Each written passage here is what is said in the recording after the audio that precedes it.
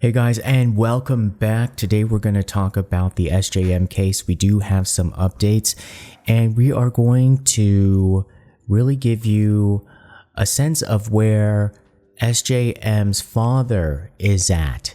He has made 2 new updates on his blog, and it seems as if he's done. He is fed up with this mess. Wigs off, throwing it on the floor. He is done with this drama. That's what we're going to talk about. So last week we had that really BS response from the Blue House. After all of this activism, all of this fury from the people, over 500,000 people have signed this petition. And yet they said nothing new from what the police have said all of these months. So let's get into what the father has said. So remember, after all of these accusations that SJM's father has made toward the SBS show, Hot Daddy's show that has had so many problems, pissing off the entire country, raising a lot of credibility with this very popular program, well, we were only responding to the criticism that many of the people have had in the nation, and particularly to SJM's father's accusations. Well, we said that, he might as well, he's basically saying that this show has defamed the memory of his son and has put out this false narrative out there that he might as well just sue SBS. Well, he basically did what was smart, and maybe the next level under a lawsuit was essentially going to the press arbitration board. And it's, essentially a somewhat legal method to try to resolve some sort of dispute you would have with the media. And he sent a whole file and a case on why this show was very problematic. And so let's go through some of the filings, and through it, it's just really, he throws a lot of shade. So this is why I'm saying he's done, because he is, through this mechanism, getting essentially all of the results or the kind of stabs that you would make. There we go again with the stabs. Maybe that Lee Jae-myung is kind of rubbed off on me. Well, what you would get as a result of the all of the things that you would get through a lawsuit that would probably be buried under a lot of legal jargon and delays in the court and suppression by the judge, and just kind of get it out there real fast.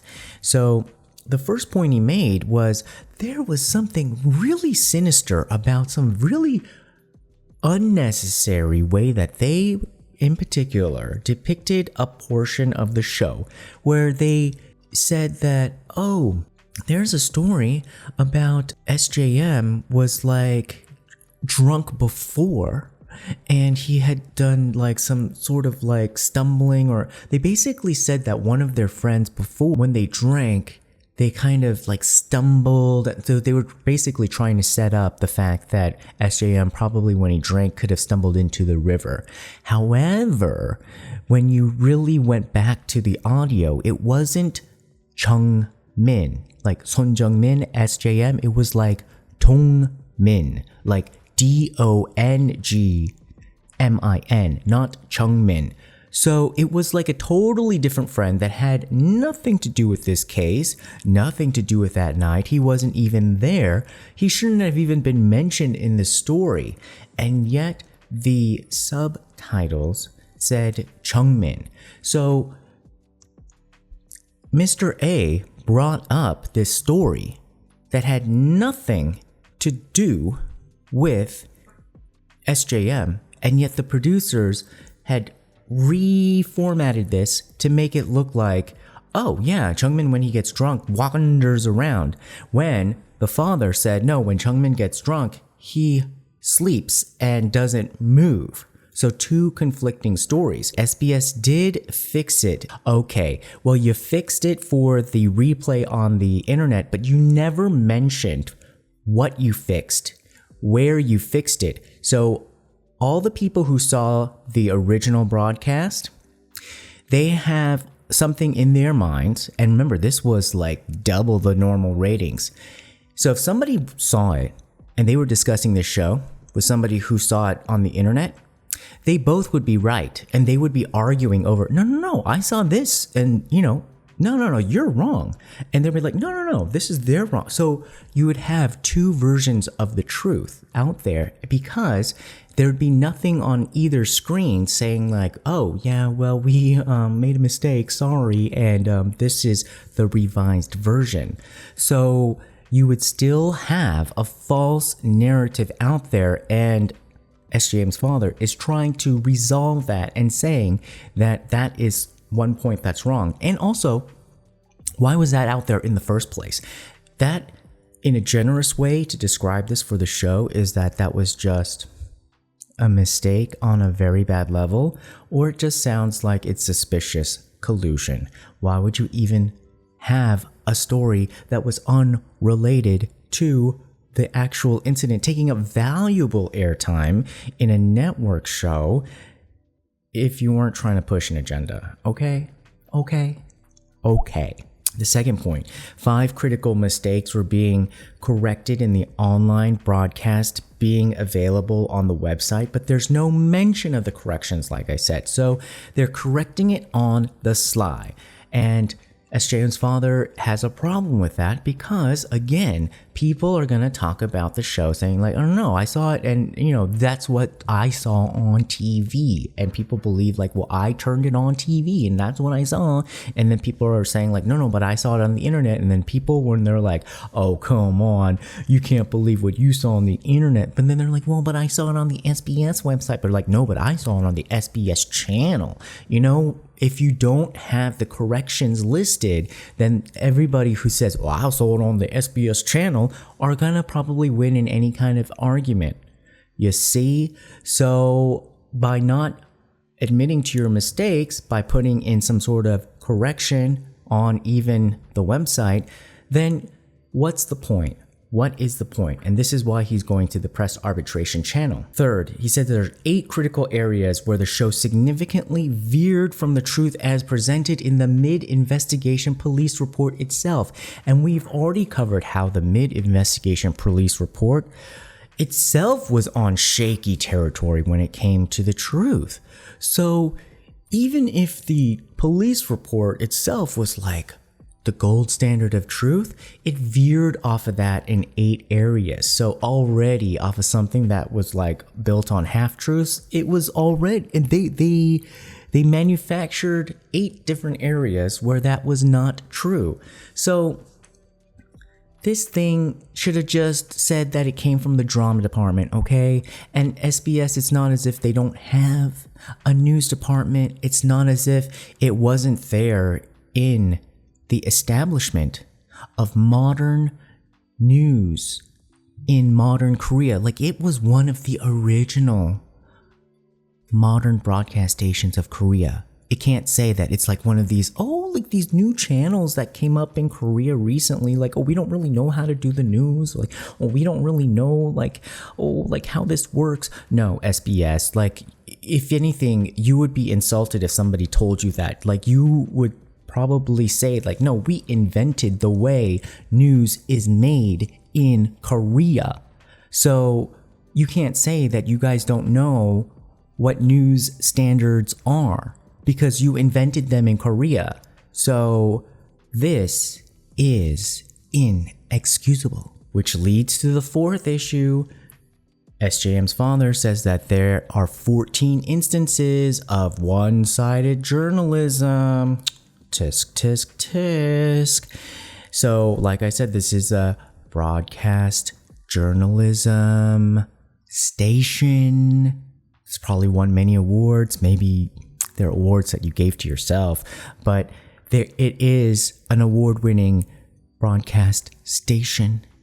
And if you look at all of these 14 instances, according to SJM's father, now this is where he drops some shade. He says, well, if you fix all of these 14 areas, there's not much of a show left, so you might as well delete it. He just basically said, This show is so riddled with problems. Now that I come to think of it, if you fix that, and these 14 areas, well, there's not that many minutes left, so you might as well just delete it. Just delete the show. Okay, so this is when SJM Daddy requested that they cancel Hot Daddy. Burn. So now you can see SJM Daddy has given up on the police. He's given up on SBS. He's given up on the process. This dad is on fire. He's given up being polite with Mr. A's family. He's given up being polite with the Blue House. You know what he said? He just called it that announcement today. Didn't say anything different. I'm still wondering the same thoughts in July that I was wondering back in May. So I did say that the major throwing down a shade was that they should just delete the show. Well, the other part of this blog where it was subtle shade, but actually a major accusation that SJM's father put down. But it's so subtle that it needs a translation because it's, one of those Korean instances where when you're going to make an accusation and you're not in the power position, it has to be in like this wrapped up kind of language. This is what he said. So this comes towards the end and he says, I don't know why people who said they were too sorry and felt bad to call our house at 5:05 a.m. weren't one bit ashamed or sorry when they called us at 5:28 a.m. Even the police haven't been able to respond to this question at this time. And then he wrote in big bold, because there are no criminal circumstances. He was basically saying, you shady Bitcoins claim that you were too worried about waking us up at 5:05 a.m. and yet when you called us at 5:28 a.m. there was not one hint of sorry in your voice. You didn't sound apologetic at all. So what were you doing between 5:05 a.m. and 5:28 a.m. to try to keep us away from the park? Not even the police have been able to address our questions about what you were doing at the park. Because the police are on your side and have concluded that there is no criminal circumstance. The conclusion is so laughable, I bolded it. And that's why you're going to see some sort of division, I think, in the way people think about this case, is because for the people who understand that subtext, whoa, they're really in SJM's father's side in the court of public opinion. And then on the other side where you're like, well, but in the court of kind of like criminal forensics, like that has absolutely no weighting whatsoever. And then people are like, there's no criminal circumstance, there's no criminal connection, there's no criminal evidence. Like you can't, I mean, that's like poetics. You can't really even, what are you going to do with that? So then you're going to start seeing kind of like, a difference there. That part is unfortunate, but I just want to let you know like what he meant by that, because obviously he took a lot of time to write that, and I didn't want that to be wasted, especially since right after he threw a little bit more down, if you didn't get the poetic lines, he put in a picture. So he attached a photo of a Netizen comment of what it said about what somebody saw on Hot Daddy show on SBS. And they were commenting on Mr. A's father's suspicious actions. And it said, why did that Mr. A's dad, and they said, Mr. Effin' Facebook's dad, stare at the river for 10 minutes. It makes no sense to drag your blacked out son to the park unless you're trying to destroy evidence and make sure you've left no traces behind. So obviously through that other person's comment, we're seeing that SJM's father now has said exactly what he feels. Looks like he feels that he thinks the father's guilty for looking at the water for 10 minutes. He doesn't think that it makes sense, unless you're guilty, to drag your son out to the park. And he probably thinks that they kept him out of the park for 30 minutes so that they could go and clean up the evidence, keep SJM's family off site until they were sure that they were able to make the coast clear, and then call them up. And then he emphasized, like, they didn't sound like they were sorry at all. And he still says to this day they did not apologize at all to them. So SJM's dad is throwing it down. He's calling Mr. A's dad a river watcher. He's calling Mr. A blacked out park walker. He's calling Mr. A's mom a park cleaner. He's calling the police a book report editor. He is calling SBS Hot Daddy Show not even a show worth watching. He says that you should just drag the file over to the recycling bin on the computer desktop.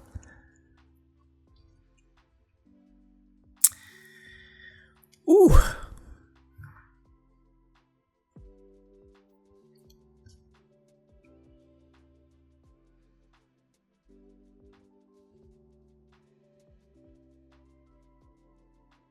So now let's go over the latest blog entry, the second blog entry that SJM's father has uploaded.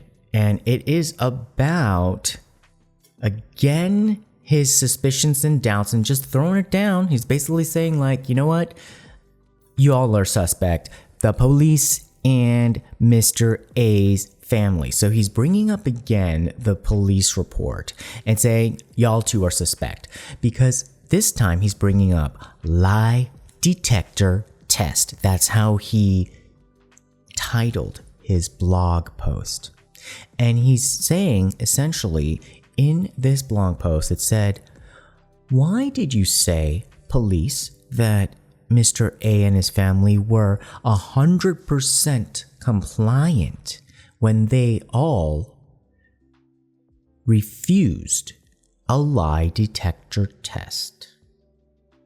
He even went so far to defend his own honor, because remember in this mid-police investigation report, because they haven't even given us the final report. I'm like, where's the final report? They didn't even turn in the final report homework assignment. So in the mid-investigation report, you know how, like, before I said that it was extremely strange how, like, in the Q&A section, they literally just used the Q&A to defend Mr. A as if it just came out of their lawyer's office. Like, again, when did this investigation turn into let's defend Mr. A and not, be about let's give you an update on what happened to SJM? So there was this part where it says, we're going to respond to all of the accusations that SJM's father has made. And one of them was about, like, the suspicions that SJM's father had about the cooperation. And it said that, no, they have been superb, absolutely, just so good. They have given us even the sister's phone. Like what? Like, who cares about the sister's phone? Because you know what? They didn't have the phone, remember, of Mr. A. So, like, right in the beginning of all of the articles that, were turned over to the police, the first item was sister's phone.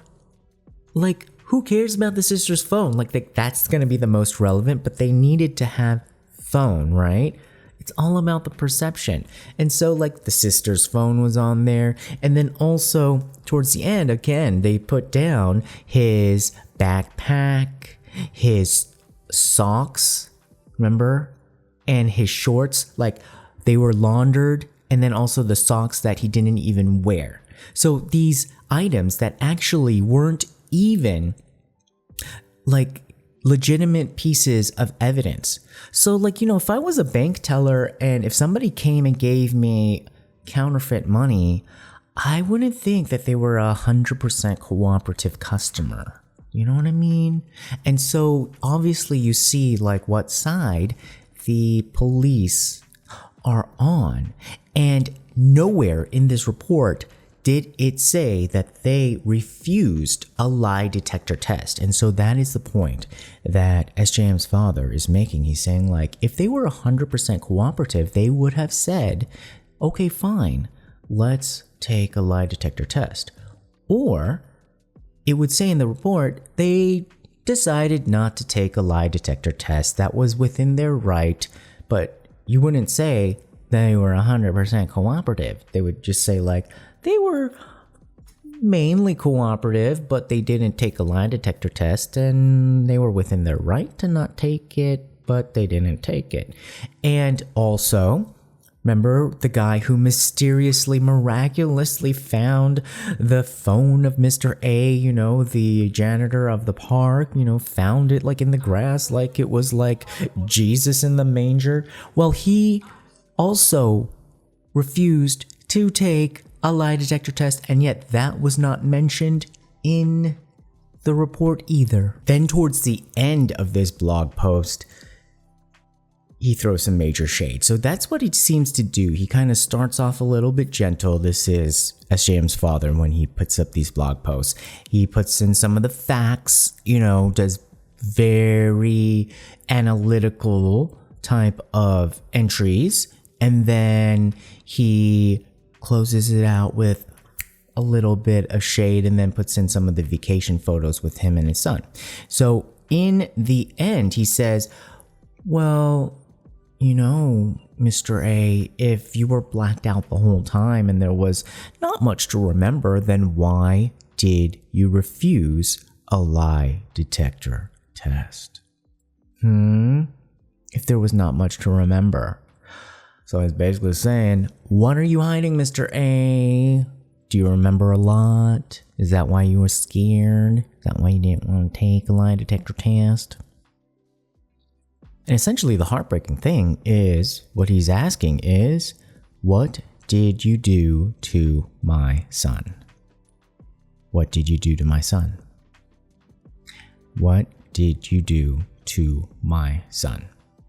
That is essentially now what he is asking. Instead of what happened to my son, I think he's starting to narrow through the subtext without being able to say it directly. But what I'm getting through the subtext is now what he's trying to say to the world. What did you do to my son? And that's all we want to know as well. Although I think we kind of already know. So what do you guys think? Do you think that SJM's father is getting a little bit more direct? Do you think he needs to take a more active step? Like, what do you think he can do now? I think it makes sense what he's doing, and I like his pacing. It's a lot more measured than I would take, which I think is good. I think it's much better. It is good. It's good because, right, you need to have a steady approach. And so I applaud him for that. All right, guys, well, put your comments down below and we'll see you again next time. Bye.